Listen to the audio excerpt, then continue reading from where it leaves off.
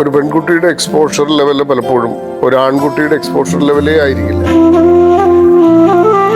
കല്യാണം കഴിച്ച് ഒരു വീട്ടിലോട്ട് ചെന്ന് ഒരു മുറിയിൽ പ്രവേശിക്കുന്നതോടുകൂടി ആ സ്ത്രീ പലരുടെ അവകാശങ്ങളുടെ ഒരു പ്ലാറ്റ്ഫോമായിട്ട് മാറുകയാണ്. സ്വന്തം ഇഷ്ടങ്ങൾ ആ ദിവസം മുതൽ സമ്പൂർണ്ണമായി നഷ്ടപ്പെടുകയും ചെയ്യുന്ന ഒരു തരം അഡാപ്റ്റേഷനാണ് സാധാരണഗതിയിൽ വിവാഹം കൊണ്ട് സംഭവിക്കുന്നത്.